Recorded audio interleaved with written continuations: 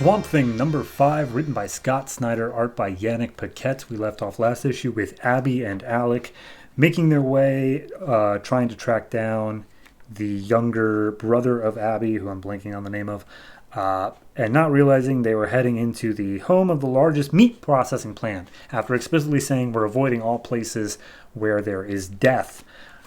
This issue picks up in Brazil, following a Professor Robert. He's got a guide to lead him through the jungle, and as they reach the protected, recognized territory of the Terena peoples, a native people there, they step out, and basically he tries to make conversation. He's like, "Oh, howdy, good morning, how's stuff?" And they speak in some sort of native tongue he can't understand, but the guy's like, "Hey, so the land past this point is sacred to the Terena people, and you have to," and he interrupts saying like, "Yes, I have to prove I'm a reverent man. I'm familiar. Yes, I'll prove that I am reverent."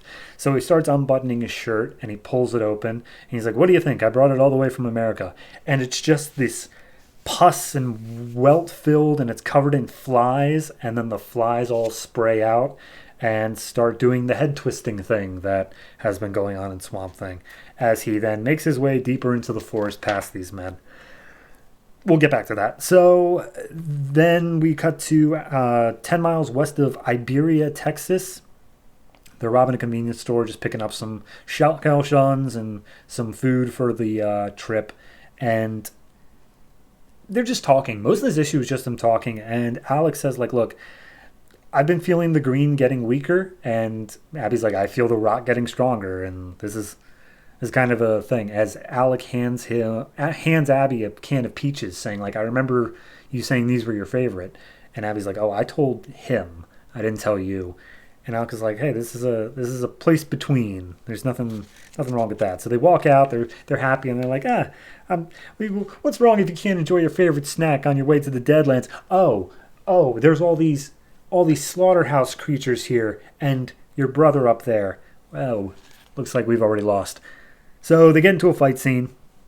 It's William, by the way, the brother. Abby's fighting up with William, and he's like, "Hey, I'm telling you, you don't want to do this." And she's like, "Oh, you locked me away inside of a hospital, sis. You think I'm going to listen to you?" And he's like, "I was trying to protect you so you didn't have to deal with the pull of the rot like I have. Like, I'm trying to help you do that." And he's like, "Well, too bad. I'm kind of in it now." Alec, meanwhile, he gets pushed into the convenience store. A couple of wild pigs are keeping him like trapped in there, and Alec's like, "All right, guess I'm gonna have to do this.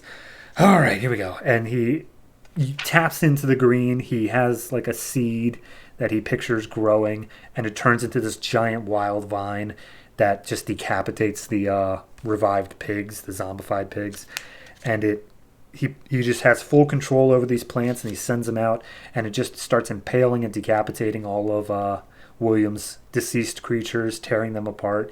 He gets Abby back on her feet, but as William's running away, he sends Vine out, and he's like, "All right, time for you to get some fresh air." And he picks William up and sticks him up inside a tree.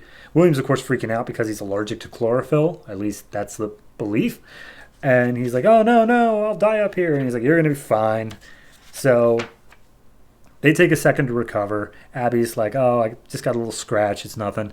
And Alec offers to bandage her up. She's like, "I'm a nurse too. Like, you don't have to do this." And he's like, "Oh, I don't mind." And then they just talk some more about Alec's history and how like he always knew that the green was there for him. There was this one time when like his friends dared him to spray paint something on the edge of this cliff face, but he just grabbed a vine, wrapped it around him, and he knew the vine wasn't going to snap because the green was always there to protect him. And he used to have dreams of the green, and in the dreams there was a boy made of leaves and a girl made of bones, and it's like the dreams were screaming at him, "Hey, do not go near the girl made of bones." But he doesn't care. So in this moment, they share a kiss, and you see the Swamp Thing and a skeleton hugging above them in the panel. And in that moment, they messed it all up, because immediately Swamp Thing, his eyes start looking weird, and William starts laughing, and he's like, "You idiots, you've done it, ha ha ha." And then we cut back to Brazil, and we see that Professor Roberts and his rot-filled minions have made their way to the Parliament of Trees, aka the source of Swamp Thing, and He's ready to burn it to the ground. He's got fire in hand, and he's like, "Ha ha! The rot has won." Da da da. So this, in parallel with Animal Man this week, which I am going to start talking about the two as a pair now because they are pretty much entwined. This is like the end of Act 1 for both of them. The rot in both books has won. And this book, I feel like, doesn't quite hit that same level of like, aha, the rot is victorious. Because it seems that Alec is only just coming into his power. But I do like how this one handles it because it's something that puts a timer on Alec. It's not just him always looking over shoulder. This is something that's happening on the other side of the world. He has no control over, but it's something that like he's going to have to make a choice regarding his powers right now. So I really like that, and that's probably what we're going to get to next issue, if I'm honest.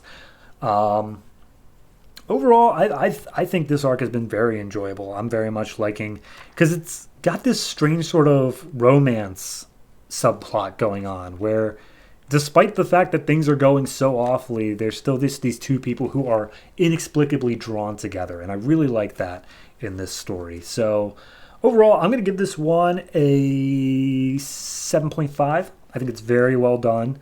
The art's done well. The Professor Roberts thing was decently well set up. We knew that Seth was moving across the world and different people were possessed. So this was well set up. I feel like William might have been taken care of a little bit too quickly here, but if that's ever going to be like the extent of his power, then I'm okay with that. I'm okay with them just taking this out of the equation right now, and now they have to deal with other stuff. But overall, 7.5. It's very well done. Check out this and Animal Man if you have not been.